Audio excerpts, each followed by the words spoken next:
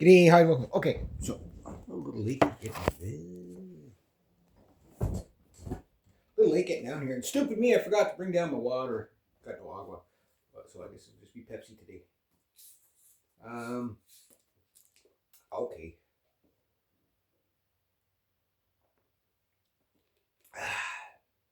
Last night, I had homemade pizza, like homemade everything. Like, my sister-in-law, she like puts cheese in the crust and everything. Oh my god! And I ate a lot last night. I was just like, yeah, sitting there stuffing pieces of pizza, like, yeah, had everything on it. Oh, it was so good. So yummy. So yummy. I think there's like 3 pieces or 4 pieces left. I doubt, between my nephew and my brother, I doubt they'll be left by the time we get back there, but I'd like to have one more piece. I had 3 pieces last night, but I was stuffed. Like, it's like, I was so stuffed. It was good. Not too sore today, a little bit sore on the arms and the elbows. My muscles are never usually sore. It's usually my joints, right? Uh, just from because I figured, well, maybe I might be a little bit stiff from the ladder. My back's not too bad, but because I was up on the ladder pulling the snow off the roof, and then I was up on the other roof. The other roof there, I couldn't bust all that. I can't do that anymore. Like that hard, shuck on the like anything. It's just instant pain. I can't do it anymore. Yeah, I can't do the breaking ice and stuff like that. That's why I got the pick. The pick I could break the ice, but I can't do it on the roof because I'll go through the roof, right? I don't think my uncle would like that very much. So I really don't know if I can do the that big roof that I got to do probably next weekend. I really got I'll try it, but it's like because that's gonna take me hours. Like that took me 2 hours. The other one I think took me 2 days, but I don't know. I'm hoping he finds somebody else, but if he doesn't, I'll do it. But I think that'll be the last roof that I do, just because my body just can't do it anymore. Like I need the money, but I always need the money, but it's just like, yeah, it's like once you can't do it, you can't do it. You know what I mean? Like it's just I'm at that age, right? So I age gracefully. Like I really would love to find a way to make money without having to do like extreme physical labor. I'd still do labor, you know, like uh, I'm going to be doing all my chainsawing around here. So I like doing stuff like that. And the chainsaw doesn't seem to bug me that much. Like, I mean, don't worry. A chainsaw day is a work day. Like even if you're only like half an hour on the chainsaw, you'll know about it by the, you're gonna go to bed early. 8 hours on a chainsaw or longer is like that's after 6 hours it's starting to get dangerous because you're starting to get really tired, especially if you're using a big saw. My saw is not like crazy heavy. That's what I love about my 400. Is like Wilson Forestry. I love that guy. He's funny as hell. I don't know how old he's probably in his 60s, I would imagine. But anyway, he went and bought himself a 400 and an MS 400, and because he wanted something a little bit lighter. And again, it's one of the best saws. Like the MS 400.1. I can't wait. Can't wait till that comes out because it's a lighter saw with more power. Yes, please. You know what I mean? But I am going to get a super big saw at some point.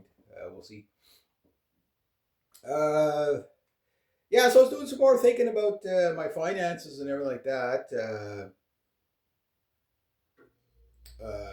We'll see what happens. But yeah, so my next laptop that I get, hopefully, I'll have all the programs in it that I need. And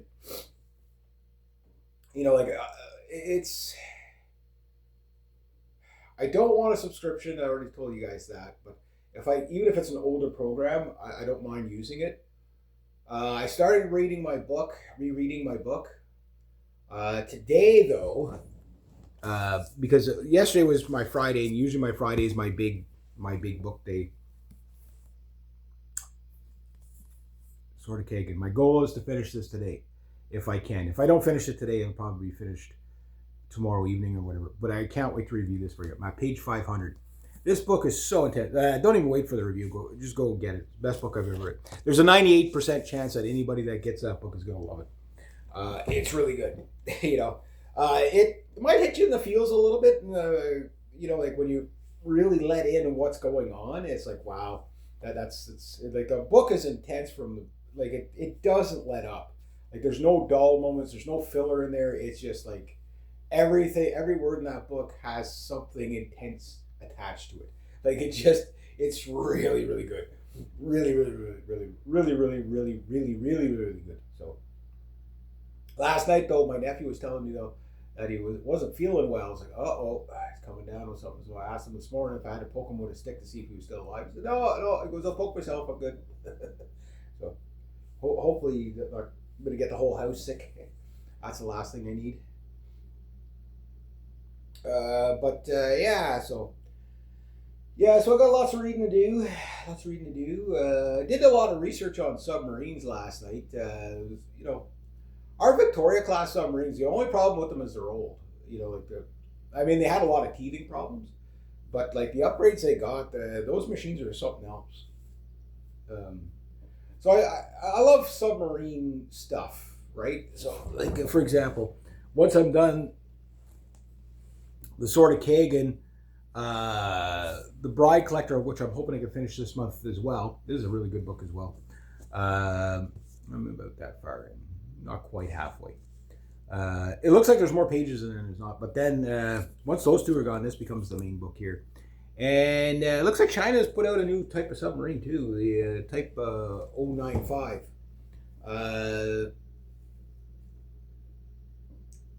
Other than rough dimensions,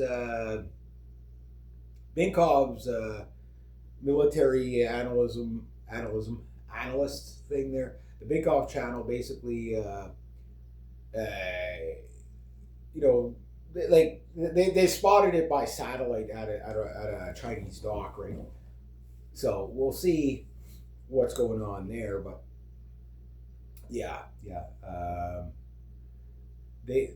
the Chinese subs, okay, they don't have a good track record. That's one good thing for us, is that they do have a tendency to dive and not come back up. But the poor bastards that have to be in there, but they are getting more sophisticated. They are getting better and stuff like that.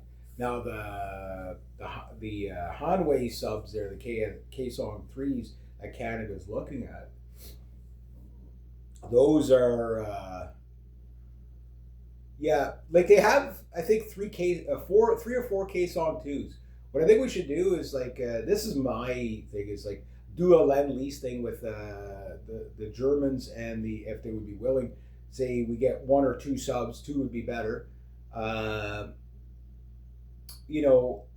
just train up with the Germans on them. Have 1 in our waters, 1 in their waters, just so that like their guys are at proficiency, we're at proficiency, and do the same thing. Have like 1 Kaesong 2 that's already built, in the South China Sea with them, and then have 1 over here to try it out in the Arctic and all that. And then we get an idea. Okay. Well, here, look, we've been using the Kaesong 2. We know what the Kaesong 3 is going to do, but here's our wish list of what we would like in it. I think that that'd be a great way to upgrade our submarines,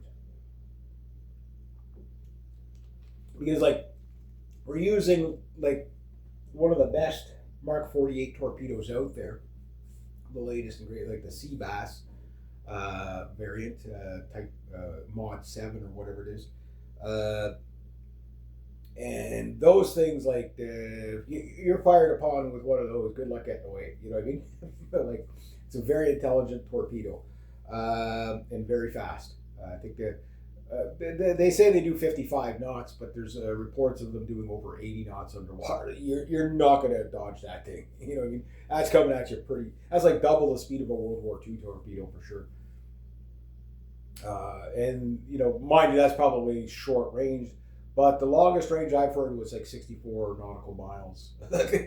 Can you try to outrun something like that for even half that distance? Good luck. Good luck. You'd have to have a hell of a head start, that's for sure. Yeah, so there is that. So I was doing some more of my submarine research and stuff like that. I still don't know why the A-26 didn't make the list. Like the Swedes almost have one completed. Like it'd be, and the specs of that thing would serve Canada's needs 100%. Like it's a very unique. So the A-26 is like special operations. It carries cruise missiles. It carries torpedoes. All that, and it's definitely going to be set up well for the Arctic. You know what I mean? So I don't know why that one's not on the list. Maybe it's just too expensive or whatever. I don't know. Like the problem is we got to get out of this idea of we always have to buy the absolute cheapest thing possible. Uh, you know, Functionality should be number one. Okay, if it's a little more expensive, fine. Like again, if we're gonna have a smaller of everything, we should have just better of everything. You know what I mean? So, but anyway, I understand things are on a budget and stuff like that. But yeah. So anyway, yeah, this was looking at there. Motorcycles, still looking at motorcycles. I still haven't went through the entire new Norton lineup. Norton are really hard. There is a Norton dealership in Ottawa. I'm sure they're still. They were there at Honda Wheel Sport. I bought my first motorcycle from them when they were on Montreal Road. Was it Montreal Road? Yeah, it was Montreal Road. Now they're where the hell are they? They're out in like Orleans or something like that. The last time, if they're still where they are. Some of these motorcycle shops in Ottawa, they fucking do it. Like they're one place for 5 years and then they're somewhere else and whatever. Like the Good Time Center is probably the biggest one because they got. I remember when they were on Bank Street. Yeah, that's how far they were. Yeah, so they went from Bank Street, then they went somewhere else, and now they're on Hunt Club. They went from Bank Street to Carling near my sister's place. I remember walking by. Now it's the Canadian Tire, but I walked by and it was I just saw, oh, hey, look, there's some Triumphs there. It was right around when I was getting my motorcycle license. And I just saw this green paint with a gold stripe on it. And I was just like, I have to go see what that is. And it was the first time I saw the new Thruxtons, since the 60s or whatever. And I was just like, this is like 2013, 2014. And it was the first time I seen it. And I was just like, that is the most gorgeous retro bike I've ever seen. Had the little fly catcher on the front there. Oh man! And they're still $8,000. Yeah, they're still $8,000. They had one at the Good Time Center that was like a new old stock. That was just never sold. I guess it was the demo bike, whatever. And they had it for. I should have freaking bought that. Like every now and then there's like a few things that like same with guitars and stuff like that. It's like that PRS bass. I should have bought it. It was half price. I should have fucking bought it. Yeah, I didn't have the money, but like it would be paid off by now, and you know what I mean. Like I would have it. But I am looking at like brand new bikes that are like smaller, like 500cc stuff like that. What do you call a beginner bike? I look at them as not as a beginner bike. I look at them as cheap on gas, and insurance. But like I mean, $8,000 for a beginner bike. That's But it'd be nice to get a bike under 10 years old. You know what I mean? Like something like it's got like 15,000 kilometers on it. Somebody got into motorcycling, and then they're like, okay, well, it's too small for me, and they bought something else, and it's just sitting in their garage, right? That's usually beginner bikes. The thing about beginner bikes is they usually run forever, because they're like small engines, low compression. I mean, they never break. Parts wear out, but they, like nothing ever really breaks on them. I mean, like you could probably still find it like a 1982 Honda CB like 125 still, been left outside the entire time, still in mint condition. Or when I worked at the Ottawa Cycle Parts, it was exactly that. Some lady said her husband had died, and he had a couple of bikes. He had one in the basement, one outside. The one outside was just sitting there, like whatever. We got it. It was a little CB 125, and it looked like it was dirty and all that because I guess it was covered up or whatever. And it looked rough, but it was like tires were flat and like that. I remember Francois was like, Reg, he goes, just for shits and giggles, he goes, hook a battery to that. He goes, change the fuel and change the like just change the fuel, make sure there's oil in it, and clean the plug and see if we can start it. I hooked the battery to it again. The lady said her husband died like 10 or 15 years earlier, and this thing was, like it was like an early '80s bike or late '70s bike, whatever it was. Hooked the battery. It ran a little bit rough for like the first like 8 minutes, and then bleh, bleh. It's like the carb wasn't even like I'm sure the float bowl was pretty dry in there, but yeah, because there was no gas in the carb, but I figured all the seals and everything would be like everything would be leaking, but it fucking ran. So it's okay. Well, I'll clean it up, put it up front, we'll sell it, whatever. And the other bike was a Kawasaki Triple, mint condition. Yeah, with the maroon paint there. There was one little scratch on the tank, but we were able to touch it up. We shipped that to Japan for $7,000. This is like 1993, 94. Okay, because in Japan at the time, almost all the bikes were 500 cc's. All the big stuff was all exported. Most of those Asian countries, like you can't get big bikes. Like India, I think they're just now able to get the big bikes. But forever, I think the biggest bike they were allowed was like a 500 or a 650. I never understood it. Like it was like, well, a bike's a bike. But then again, considering how the people drive in there, would you want people like going down the road with those missiles? Yeah, like a Kawasaki H2 or something going through like New Delhi or something. It'd kill 100,000 people. Just what? This fucking cruise missile on wheels. Yeah, I've sat on the H2. That's a big bike. I've sat on the Z14 there. And we call it the Hayabusas and all that. The new Hayabusas are nice. Never got to ride a Hayabusa, but yeah. The only Hayabusa I ever want is the first year with the gold silver paint. That's it. That's the only one that. Other than that, I don't want the 19. If you're really lucky, you can get a 1998, but they're going to be pretty much 99 and on because it's like technically they're all considered 99s, but it's like they started the production run in like October, August of 98. So if you get a 98 and it's got low mileage on it, well, we probably wouldn't have low mileage on it, but just having it, even whether it ran or not, you probably got yourself something that you could turn around and sell for like a gazillion dollars. Would be cool to have, but my next bike that I get, I gotta fix this one up, figure out what's wrong with it. But my next bike that I get is going to be something that's going to be cheap on insurance and stuff like that. Like what I'm thinking is like for example, there's a K model BMW, 3 towns over. If it's there in the spring, maybe I'll go have a look at it because it's a cool bike. Like they're boxy and they're fugly, but they're cool fugly, right? The K model's it at the time it was a luxury bike, tour bike. You know what I mean? But it was like sport touring. It's not the BMWs, the K models are touring bikes now. Like I mean, they're fucking monstrous now. But nice thing about Beamers is they usually run. They get really high mileage.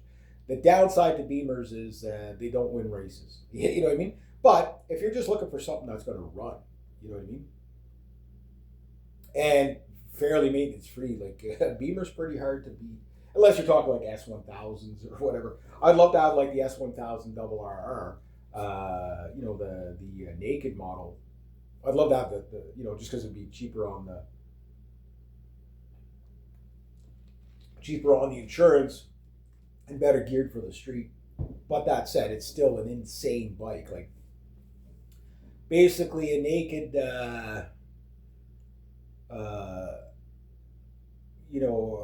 S1000. They're still around 14, 15 grand used. but those things are still like 180, 190 horsepower.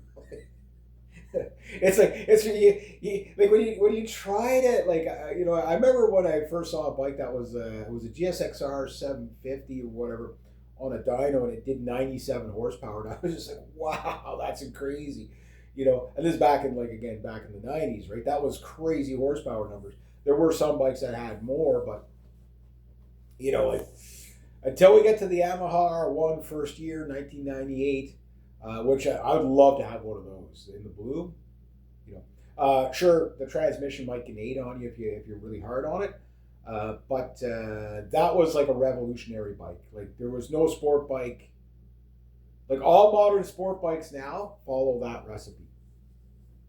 I mean, they made a bike that was like at the weight of a 400cc bike with 160 horsepower or whatever it was at the back wheel.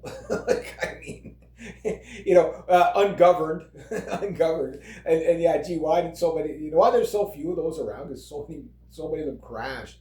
Like that was like an insane bike, no traction control, nothing like that. But that's the type of motorcycle I like. You know what I mean? Like it's like, like if you can't get the power to the ground, it's just But on the other hand, too, it's just fun to have an analog motorcycle.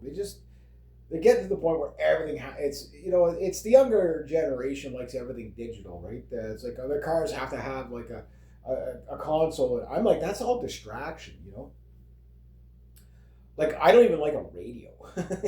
You know what I mean? Like I like like I love like the simpler the better for me, right? I just maybe I'm too utilitarian or whatever. But yeah, is what it is. But yeah, no, I was looking at I've been looking at naked bikes, because that's a way to get a sport bike for the handling without paying the insurance rates, right? And you get again you're a little more upright, so a little easier to live with, say like a triple or something like that. I like the slightly older ones with the dual round headlights. There, I find that one looks cool. Looks like a bug, but. I see when you see them in person, it's like the Ducati monsters with the trellis frames. Oh my God, they're gorgeous. But pretty much not every Ducati motorcycle is a work of art, but their sport bikes are. The 1098 is just that's gorgeous, and of course probably the most beautiful sport bike ever made. The 1994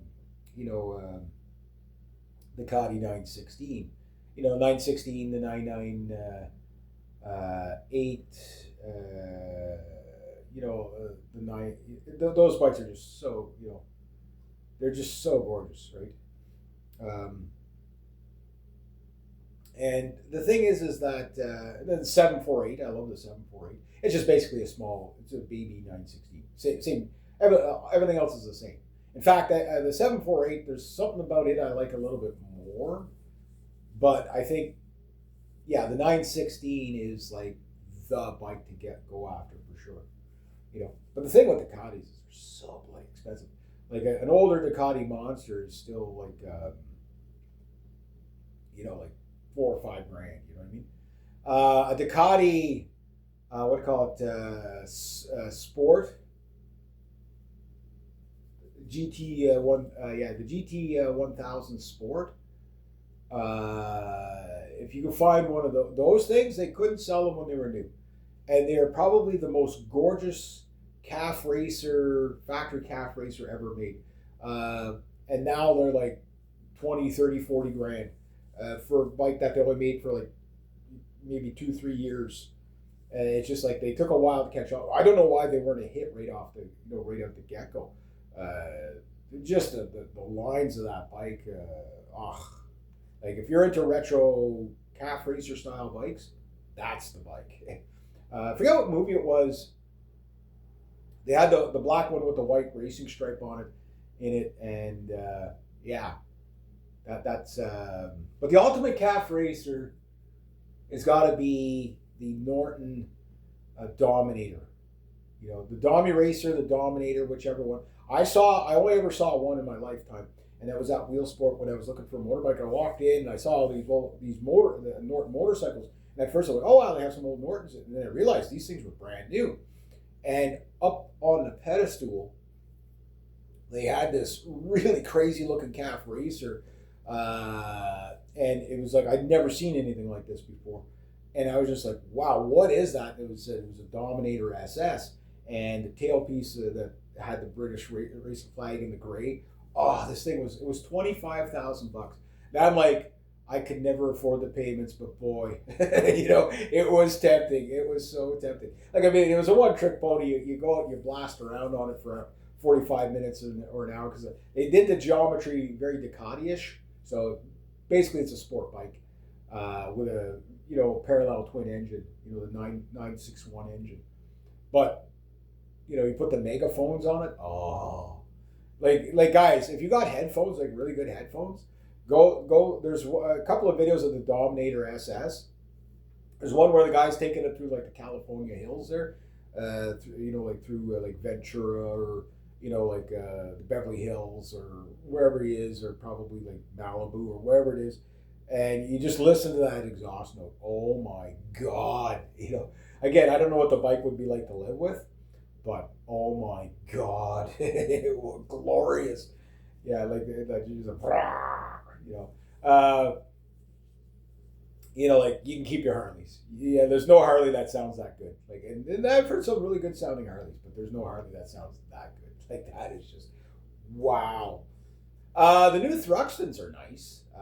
They're not giving them away, that's for sure. You got lots of paint options there. But yeah, like I'd like to have an older Thruxton for sure, like the 2015 or whatever. Like I follow the bikes, so I know what the common problems are with them and stuff. Especially when a bike's been around for like a good while, you start to get the idea of what's kind of the what's what. You know what I mean? And I guess for me, like, obviously I got to get another used bike. There's a couple in my area, but they're like V-Stars and stuff like that. And I have no problem with that, but I really don't want a Harley clone. You know what I mean? Like, it's like, I've always kind of been a bit against that. Even back when I was young, it's like, that's one of the things I didn't like about the Virago and the Intruders was that it's like, they're gorgeous bikes, but I know what they're trying to do, right? And then when the VLX Shadow came out, it was a gorgeous bike. I remember seeing them in the showroom and stuff like that. This is 1996. And, like Harley, there's something that happened that Harley had lost a patent, or they let a patent expire, which kept other manufacturers from basically cloning Harleys, right? And as soon as they did that, everybody jumped on it, and that was too late. There's nothing they could do about it. They never thought anybody, the Japanese were ready. They were fucking ready for that one, man. You snooze, you lose. And they came up with that. And I remember seeing them brand new, and I was like, they're gorgeous, but it's like, it's too much of a Harley ripoff, right? So there was a lot of controversy on that, but they turned out to be better bikes. But that's not the. I mean, you got a lot of them. 1996 Honda VLX Shadow, or not the VLX, but the Deluxe Shadow. This big dresser of a bike. Okay, it's like, okay, the paint's a little, torn, tattered, whatever. Still runs like a top chop. Still, it's never been rebuilt. It doesn't even leak oil. Honda's pretty hard to beat. They're pretty hard to beat. Would I ever buy another Harley? Thing is like the time to buy a Harley is now price wise. Like you can get Evos now for like a couple of grand. And they're still running pretty good. I remember all these guys back in the 90s when the Evo, late 85, 1985, the Evo engine came in. And of course, every Harley owner hated it, right? Because, or Harley guy hated it because it wasn't a panheader or a shovelhead or a knucklehead, right? Or a flathead. The new bike sucks. The new bike was. The only bikes that Harley made that are still running long term without having to be rebuilt every couple of years is the Evos, right? Like those things are still rock solid. That was the V twin. I think the analog V twin brought to its like the Evos didn't break down. You know, like I mean, the only reason the ones that broke down are the guys that modified the they put their freaking SS carbs on it, thinking they're going to get this great performance, whatever. All they do is just get poor mileage and then like a rougher running bike. Just stick with the freaking Screaming Eagle, man. It's fine. you know, it's fine. But the thing is that they were good bikes. Yeah, the boxy engine, like the blockhead as they called it. It was a top notch, reliable bike. For Harley. You know what I mean? These new Milwaukee 8s and stuff like that. I'm not sure what they're doing now, but with the 4 valves and stuff, those things the average guy can't work on those anymore. Like the whole, like basically Harley Davidson's, like with their push rods and all that. It's no longer, like the bike is now one unit. Like your transmission and your engine are now locked together in one case. So it's not like it was before, right? Like the V rods are overhead cams, right? So I'm pretty sure they're all. I know some of them were. I don't know if they still are. Those are good engines. Like those bikes are. Like, so they do make good bikes. You know, you can ride the piss out of them. That's a great thing. The downside is because we're in this trade war thing. Harley, even though we build probably more Harley Davidsons than they do in Milwaukee up here, the number one purchaser of Harley Davidsons in the world, okay, the number two spot's people in California. Okay, the number one spot, Quebec, right here. Like all the bikers in Quebec, almost every second guy, like it's one of the most popular bikes sold in Quebec. It's is the Harley Davidson, right? Now, the younger crowd likes the Harleys because there's just so much of a legacy there, right? And I love the Harley Davidson story. It's pretty cool, how they did, especially the 36 knuckle, right? All that. So I used to be a big time Harley guy and stuff like that. But the downside now is like, will I be able to get parts for them? Yeah, aftermarket parts from other places maybe, but most of your aftermarket parts for Harleys come from the States too. And in 5 years, like any sort of American vehicle up here in Canada might be hard to get parts for. Even if Trump is not in office, it's the damage that's being done is fucking up the supply chain. Look what 2020 did. You know what I mean? Like, that's why I'm having a hard time finding vehicles now, because all the vehicles that are used for sale that need parts, well, that's the thing. It's like the parts are just like delayed. It's just like, it hasn't caught up. Like the global supply chain really took a shit kicking in 2020, right? And now add this trade war thing in, it's not helping. Not helping at all. So that's why I'm looking at more European stuff and Japanese stuff. To me, I don't know. I kind of grew out of the Harley thing a long time ago. Like I like Harleys, but it's like the like if you're just putting along riding and not like just want to watch the cows go by, they're great, you know. But you want to have fun in the corners and stuff like that. They're really not that great for handling. Like they handle well enough. Like if you ride them sensibly. But you want to like they're not going to handle like my Triumph. There's no Harley that's ever been built that handles like my little Triumph. Like that's creme de la creme. For analog motorcycles, like for handling, like anybody that's ever ridden a TT600, they'll tell you the same thing. It's like this thing's mounted on rails, and wow, does it ever handle? It's not twitchy like a Ducati or the early R1s. It's probably the ZX9 is probably similar in handling. So it handles like a more stable bike, but it's like 374 pounds. It's like it just it's yeah, but it doesn't feel like it's a bumblebee in a windstorm. You know what I mean? Like it's so good the way that bike handles at any speed. And I mean, I've ridden a few sport bikes over the years, and I've only ever owned one, but that's clearly the best handling sport bike I've ever ridden. I'm sure the newer stuff is better, but like like it's just so good. If you're into sport bikes, the good news is they're going cheap now because people can't afford the insurance for them. Like you buy a $1,500 sport bike and it's $2,000 for the fucking insurance, right? It's crazy. But you want to play, you got to pay, right? But the downside with the sport bikes is that you can't really have fun with them. You know what I mean? Like the bike that, if I was going to recommend a sport bike for somebody, no, it wouldn't be an S1000 as much as I'd love to have it.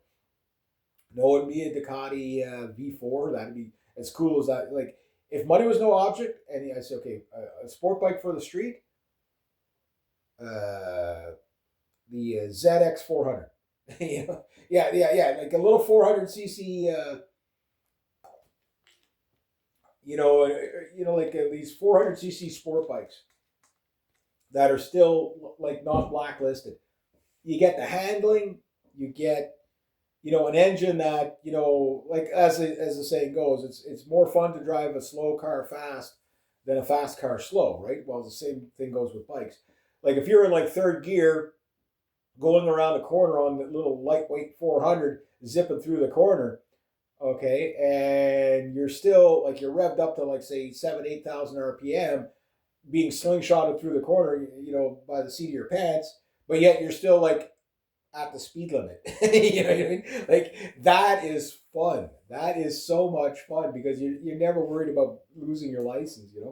Where like my 600 there, I could break every speed limit in Canada in first gear. Like it's fucking crazy. That's only a 600. Let alone these 1000s, right? It's like, and the thing about the big bikes is like, for example, like the Hayabusas, like and like the ZX14s and stuff like that. The problem with them is you're like if you don't pay attention, like and speed check yourself like every 10 seconds, it's like you end up like 40 kilometers an hour over the speed limit and you don't even feel it. Like you're not literally trying to speed. You just look at it, and it's just the bike is geared that way. It just keeps climbing, right? And that bike does it. You know what I mean? So you're constantly speed checking yourself. Whereas like a lower geared engine, like or more docile engine, you could set your throttle there and just kind of like look around and watch cows go by, and look down. You're still doing, the needle's still in the same spot. Yeah, so there's all that. But yeah, I've got to get like a car or something first, like something that I can tote my tools around or a truck or whatever it is. And then maybe as a backup, like get the bike. It won't do me any good in the winter, but at least in the summertime, it's like, okay, well, if I don't need to bring any tools with me, if I'm working with Paul or whatever, maybe what I'll do is I'll just say, okay, well, I'll just take the bike to his place, meet him there, and we'll go do our job, and then, I can ride home after. Because that's normally what I do is I meet him at his place, right? And then we jump in together. Um, yeah, so whatever it's going to be, it's going to be. But I would like to have something cool. You know what I mean? Uh, it's just how much money am I going to have? You know what I mean? Like I have, let's say, 4,000 for sure that I can spend on a vehicle. Okay, for sure. But it doesn't mean I have to spend 4,000. Like if I find a car for $2,500 that's in the shape I want, or a truck that's $3,000 in the shape I want, and it will do the job and all that good stuff. Well, yeah, I get that. You know what I mean? Whereas, like if I have some money left over, I can get the bike. So I can't see me getting a bike before, August, but, get the bike this year and hopefully it lasts more than 2 or 3 years. That bike, that's the thing about a sport bike too, is you're going to break it. You're going to break it. I mean, when you have a 13-to-1 compression ratio or 12-to-1, I forget what that. I think that one's 13. It's 12-to-1 or 13-to-1 compression ratio on it. I can't remember. I think it might be 12-to-1, which is pretty high. Now, like I mean, they're getting outrageous with the compression levels, right? On the newer bikes. But the thing is that you're getting these bikes that are such high compression that something's just going to break just from it running. You know what I mean? Like it's just, you're going to blow a head gasket. You're going to, something's going to go. Something's going to go. They rev high, everything like that. So me, an air-cooled parallel twin or whatever, or boxer engine, something that's just like low compression, just tugs away for the like 300,000-400,000 kilometers. Without a hiccup. Yeah, that might be the better way to go, right? But for around here, like a 400cc bike around here, that's like perfect. You know what I mean? It's just if I want to go on like runs and stuff like that, that's where like a 650. I tell most people start with a 650 because you can live with a 650 for a long time before you need to upgrade, right? 750 and to 1,000 cc's. Look, most if you're talking like looking at like say riding, say like a just use an older bike's example, a Brago 535 versus a Brago 750. There's a lot more torque on the 750, a lot more power, sure.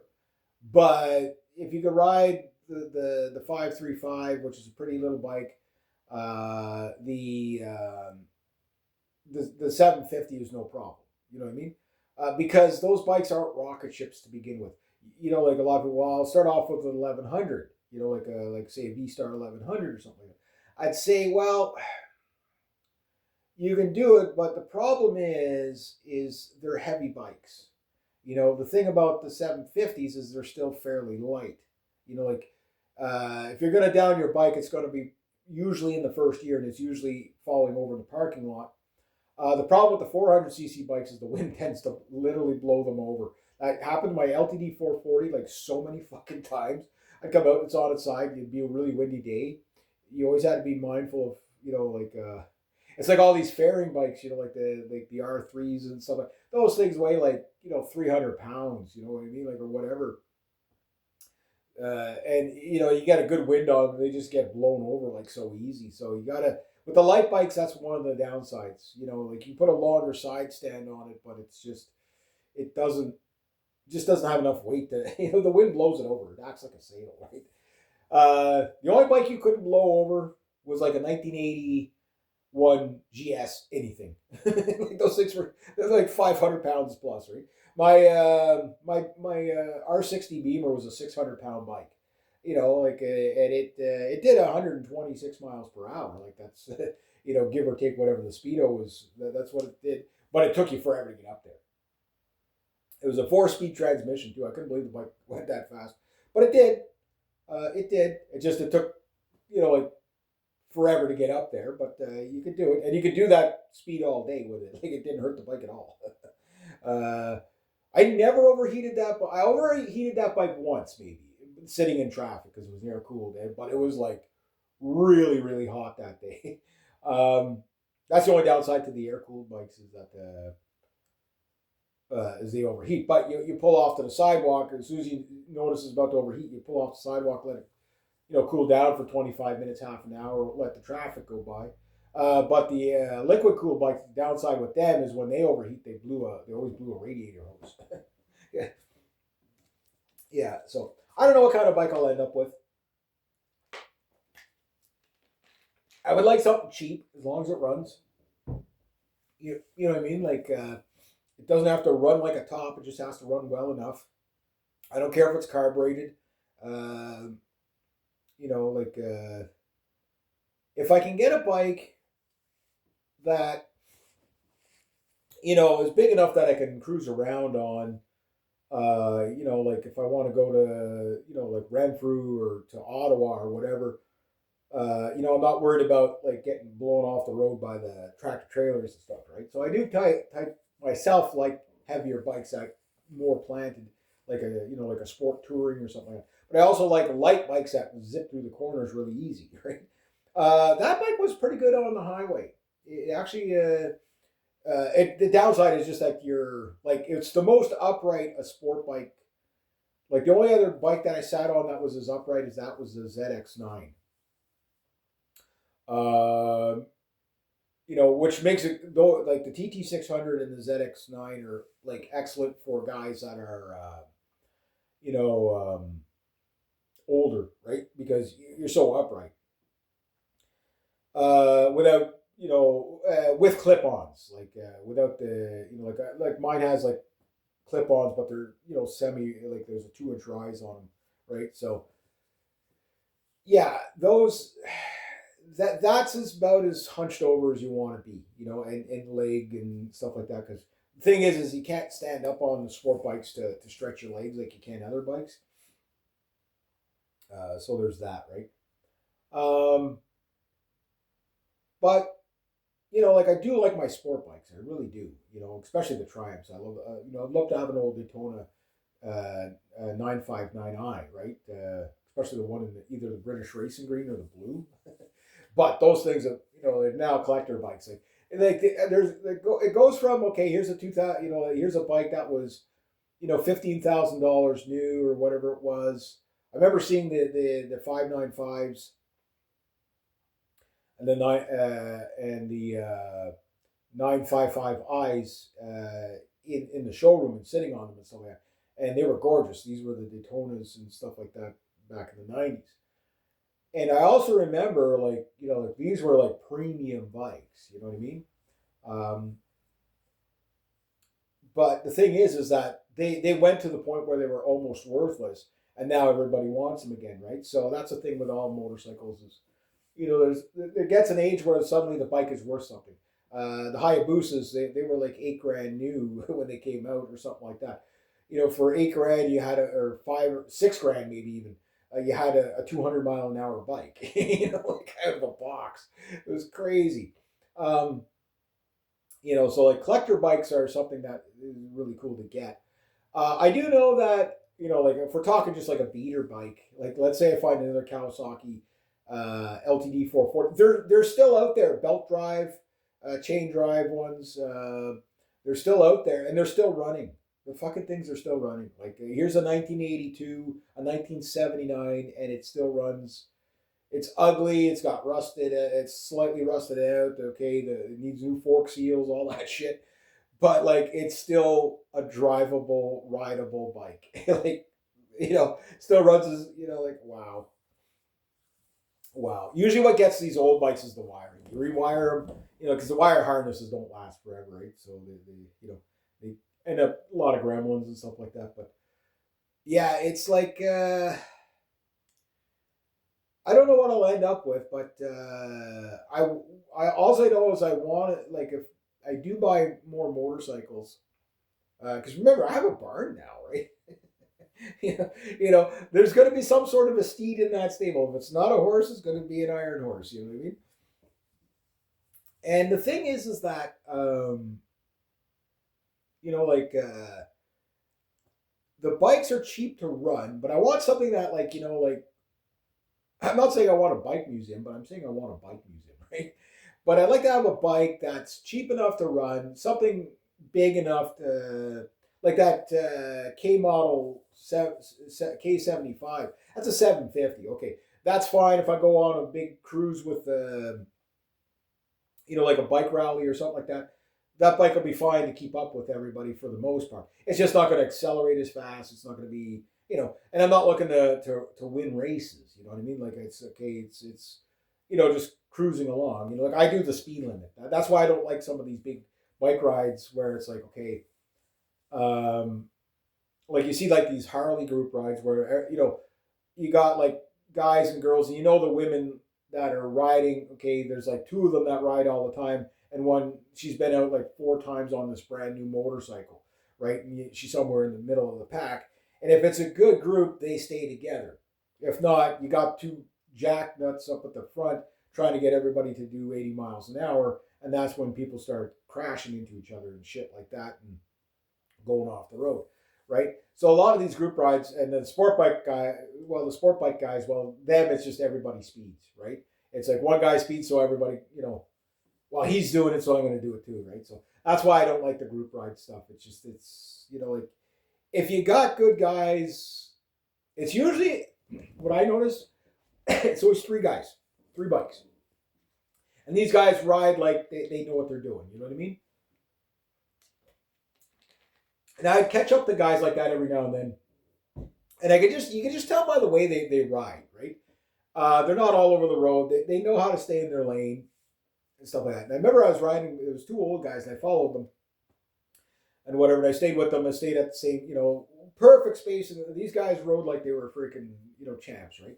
And they were old guys. They pulled in. One had a V-Star, the other guy had a Harley. So I stopped and shot the shit with them and asked where they're heading and all that stuff like that. And then they like one of the guys said, "Yeah, he's the only guy I ride with because like everybody else is either like too inexperienced or like they're a fool." It's hard to find people that are safe to ride with, right?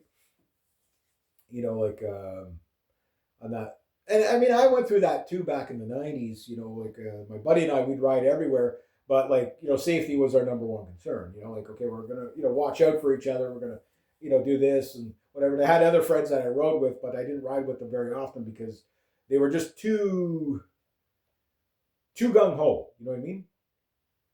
And I'd always be telling them, okay, you got to back off in the traffic a bit. You're gonna smack into somebody.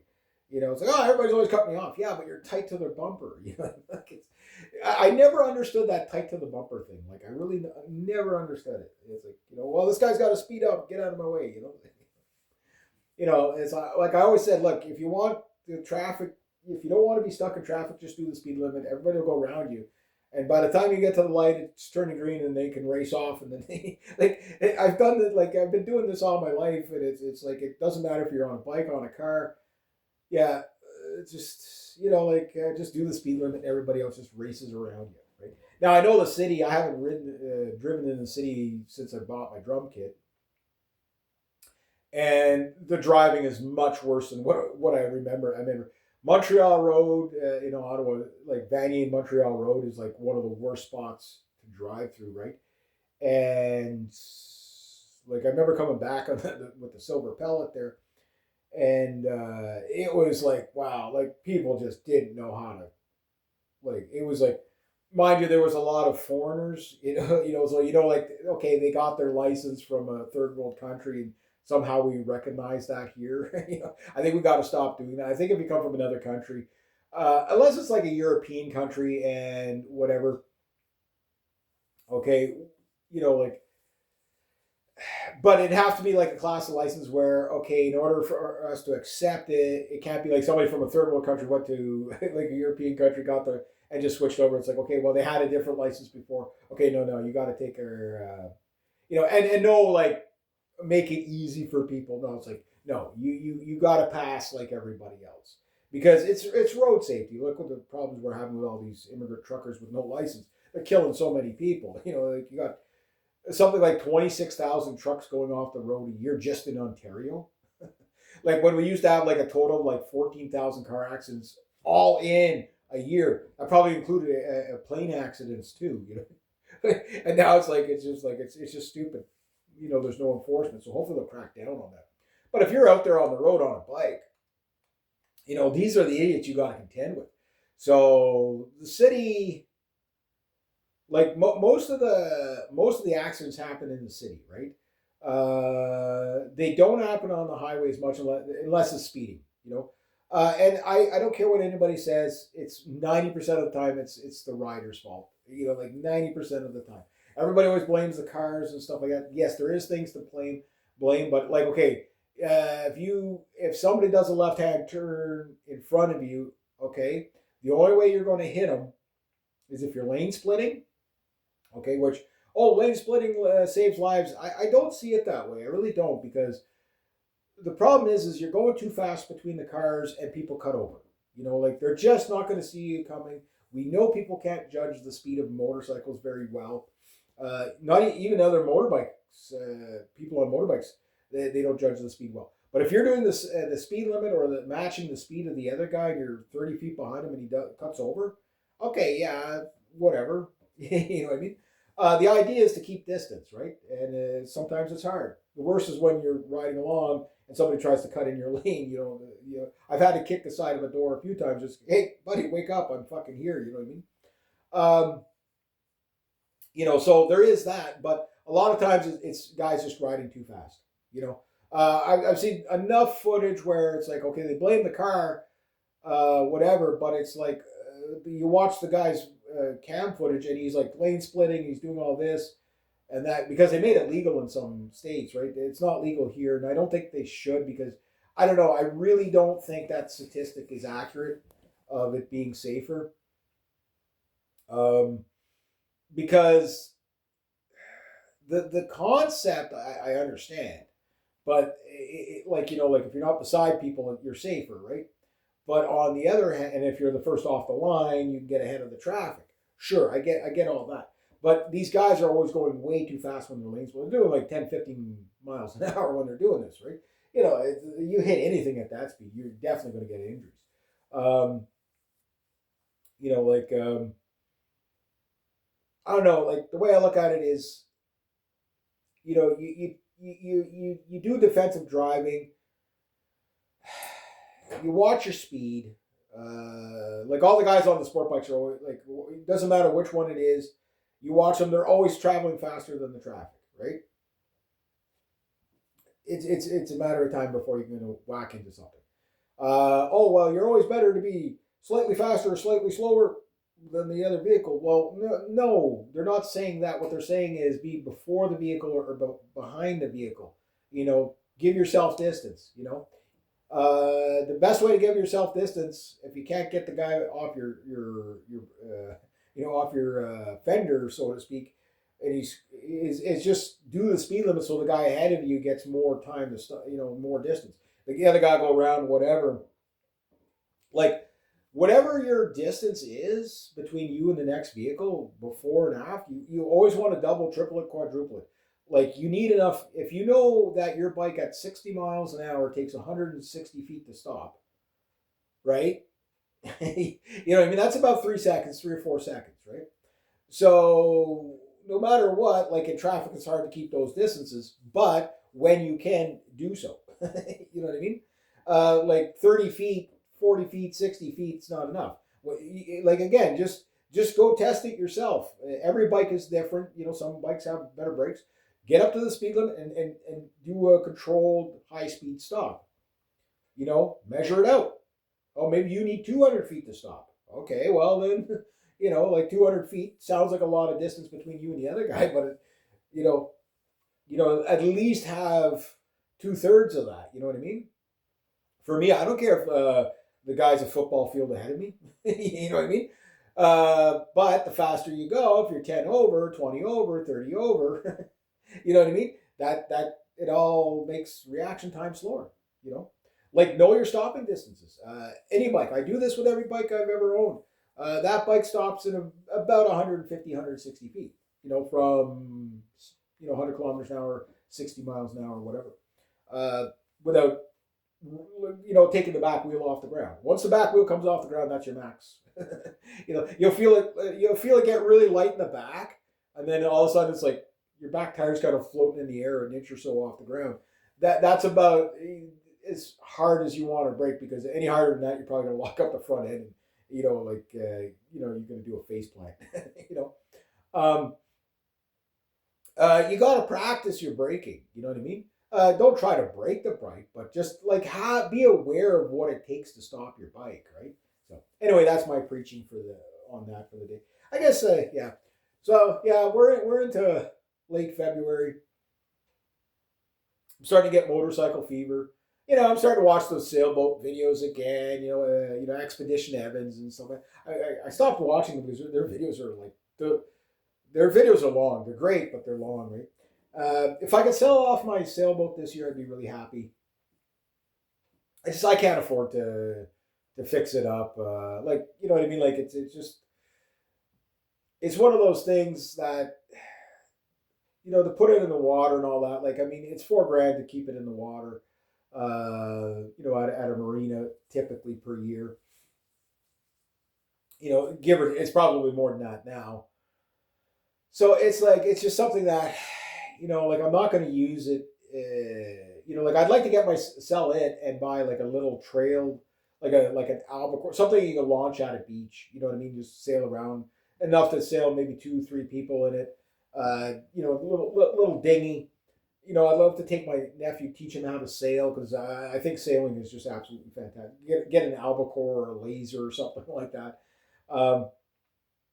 Albacore, well, that's punishment. And they're fun. They're fun, but man, keeping those things upright, oh man, it's like 2 knot wind. Oh, this thing's great. 4 knot wind. Hey, this is fun. 10 knot wind. Holy fuck!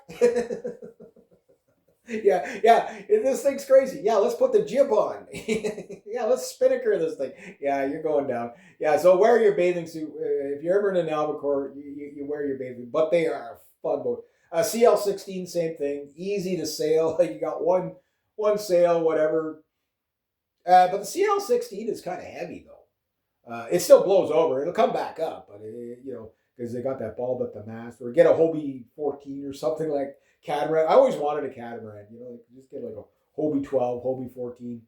You know, just like get there out there to zip it along at 20 knots. That's a lot of fun. But yeah. But whatever, like if I can get rid of that, say even if I sell it for 3,500, I can put that towards a vehicle or whatever, but also put it towards a bike, which I will use. So whatever I get vehicle wise, I know the bike. There's going to be another bike in my future. It's been 6 years since I last rode a motorcycle, and I only rode that bike for 2 seasons before I broke it. Right. I mean, I did a fair amount of riding. I was out on it like every other day, right? But it's like I'm not saying I got the sport bike thing out of my system, but what I'm saying is, like for the type of riding I want to do, right? I know I'm going to behave better on a more conventional motorcycle. I don't necessarily want a big, heavy touring bike, but I mean, if somebody's going to sell me like an older Gold, like an '80s, '90s Goldwing for like $1,000, that's still running really good, you're gonna take it, right? Sure, it's a big, heavy bike. They're not. They're a nice ride. I've ridden the Goldwings. A '90s Goldwing. Yeah, like those fucking things move. They're starships. They're starships. I mean, you got like heated grips, electric this, electric that. You got a reverse on the damn thing. Like there's something else. But a bike I wouldn't like. I would like to get a Valkyrie, like a 6-cylinder Valkyrie. That would be cool. Yeah, those things are really, really, really cool. I remember the first time I seen one. It's like okay, like it was quiet as like I'm like if that thing ever opened up, it's exhausted. It'd be so crazy. But yeah, like a Valkyrie would be a cool, but heavy. But the fucking thing's this wide though. But they do move. They do move. Like the what I call like the pavement pounder super cruisers, like your Triumph Rockets, like the big ridiculous like 1,800 cc's, 2,300 cc's. Like those are freaking car engines. Those are car engines. You need a car engine in your bike. You know what I mean? Like it's freaking crazy. You know what I mean? But yeah, the Valkyries are kind of cool. They look cool. They do have a cool culture to them. Like it's for somebody that wants a Honda Shadow, but doesn't want to be accused of a Harley poser. Like the Valkyries are like, yeah, there's no Harley that's ever going to be built like that. You know what I mean? Like it's own thing. Never got to ride one. Never got to ride one. Biggest bike I ever rode was the Vulcan 1500. That thing was a freight train. Like so much torque, just so much torque. Like, especially dry. Like if you've never ridden a bike with a drive shaft on it, like the shaft drive bikes. I remember the FJ 750 that my buddy had. It was shaft drive. Like that was a crazy bike because it was like it wasn't when you were accelerating. The torque was typical shaft drive. Like it's the most torqueiest, right? Like all these, like you haven't experienced torque until you've experienced shaft drive torque. But it's the thing that gets you, and this is what nearly killed us on the 750, the FJ 750, was you get up, okay, you're on the highway, you open it up a bit, there's no traffic, okay, you open it up a bit, and then you close the throttle too fast. The fucking back wheel just starts fucking locking up on you. It's like, yeah, decelerate yourself over the handlebars, all that compression is... it used to happen with my freaking R60 BMW. Like, I mean, like that bike was like 40 horsepower at the max. You know what I mean? And it's like you decelerate too fast on that, it would lock up the back wheel. Like the shaft drive would lock up on you. like the acceleration was less violent than the deceleration, right? Like on a chain driven bike, you close the throttle. Yeah, you can jump the sprocket if you close the throttle really fast from a high speed. But even at that, like it was more like a free spool. Belt was the smoothest. Belt drive bike is the smoothest out of all three. It gives you not the acceleration of a chain, but a lot smoother, right? But the deceleration is way smoother than chain, way because it's not clunky. It doesn't give you the torque of the drive shaft, but way smoother when you're decelerating. Like belt drive is like the smoothest out of all. But maintenance free, okay. Check the oil in the spring, ride it all season, no adjustments, shaft drive. Like if you want a headache free bike, shaft drive. There's never any adjustments or any alignments and all that. Like your wheel is just right where it is. Well, you got to align the wheel, but like everything's just fixed. You know what I mean? Everything is just fixed. You just don't get better than that. So, like, there was a Boxer. What was the model? And I thought it was gorgeous when it came out. It was back in the 90s. 97, 98, maybe 96. And it was a Boxster, your typical black paint with white stripe. But it had you could get them with the Earl's forks or without the Earl's forks. But it had a really cool diamond type dash. I'm just trying to think of what it was. It was a 1200. I do know that. It was a Boxer 1200. What was it? It was an R model. But it wasn't like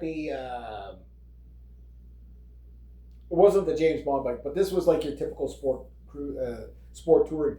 And I remember I knew a guy had one, and he just like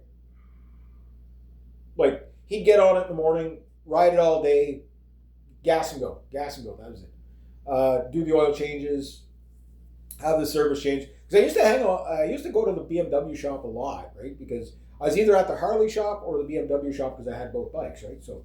And I remember him and I, we used to meet up at the BMW shop all the time. It always seems like I was going in for a new clutch cable all the time because they discontinued the R60/5 clutch cables and replaced them with the R50s, which were about 2 inches too short.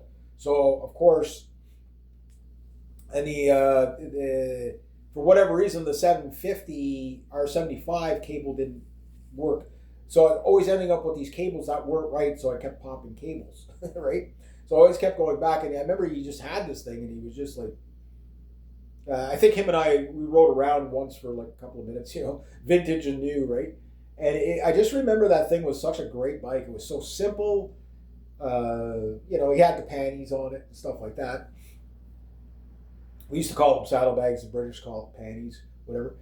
And he was just like, this thing's maintenance free. He goes like, and he had all the bikes. Like he had sport bikes, he had Harleys and stuff like that. He goes, I get on this thing, I turn the key. There's never a dead battery. There's never this weird thing going on. It gets great mileage. It runs. It's torquey. You know what I mean? You just ride and ride and ride. Yeah. Now, mind you, the R9 bikes, the RT9 bikes, those bikes are really cool.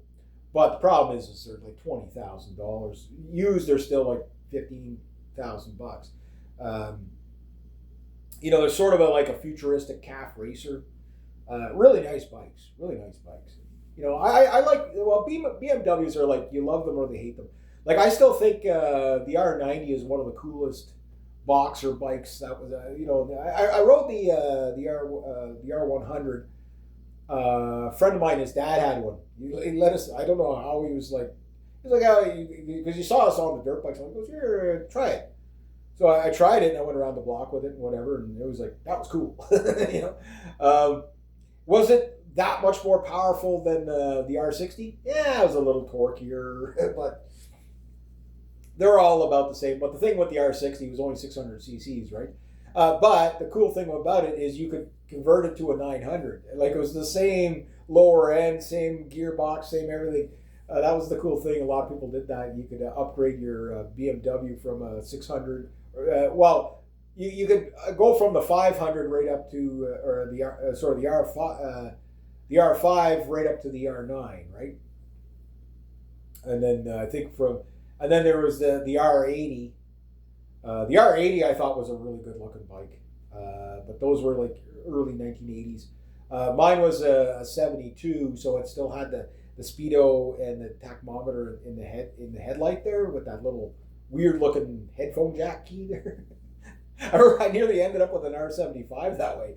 It's like I got on the bike and I was talking to my buddy. I was getting in there, I kick it over, and it sounded a little different. I was like, okay, whatever. And I was about to put it. He goes, "Hey, what are you doing with my bike?" And I looked, my bike was over there. I was like, "What the fuck?" He goes, "How'd you start it?" I said, his key didn't start my bike, but my bike started his bike.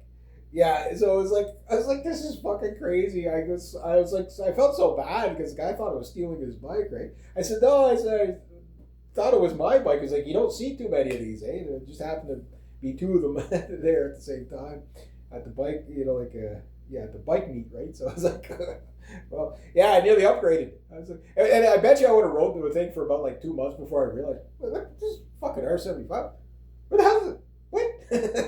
I would have been so confused by the time I figured it out. I'd be like, what happened to my bike? Where's my bike? You know? Yeah. Yeah, it was, anyway, glory days. All right, I know I've been babbling on now about bikes. You know, I tend to do that. Start to get that, cabin fever thing happening and stuff like that. But I got to get to some book reading and, there we go.